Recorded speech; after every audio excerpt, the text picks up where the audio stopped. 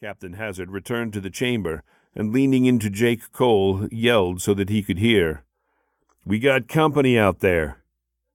Through his glass faceplate, the Montana Wrangler grinned wide. He then began to twist the clamps that sealed the door, while Hazzard affixed his own helmet and clamped on heavy lead shoes. Once done, Captain Hazzard quickly twisted valves and seawater began gushing into the chamber. Other valves built up the air pressure so it approximated that of the depths. Finally, Hazzard opened the outer door and, followed by Cole, stepped from the bathysphere onto the bed of the Java Sea. The champion of justice had immediately recognized that rod-like instrument carried by the villainous diver. It was an underwater cutting torch, such as salvage crews use in cutting up a sunken ship, so it may be drawn up piecemeal. The diver planned to cut the hoisting lines of the bathysphere, maroon them on the bottom of the sea.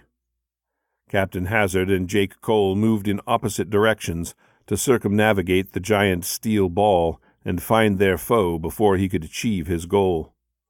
Hazzard came upon him first, seeing a brilliant white light above the bathysphere. The diver had pulled himself up along the outer shell using the ladder rung welded there, raised his cutting torch, and even as Captain Hazzard watched, the hoisting lines of the steel ball parted. Hazzard moved forward as fast as the weight of his suit and the terrific pressure would allow. On the other side of the bathysphere, Jake Cole was shocked to see the giant ball suddenly tilt towards him as it began to roll over. Digging his booted feet into the cloying, sandy bottom, he pushed with his legs for all he was worth. The hull of the bathysphere slammed into his back just as he was propelling himself away from it, the impact pushing him over a bowling candlepin.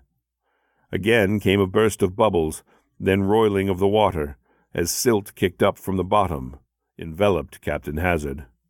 Helpless, he stood motionless, waiting for it to resettle. The bubbles ceased, and the diver had vanished. Captain Hazzard turned toward the bathysphere, and a cry of fear for its companions sounded hollow in the confines of the helmet.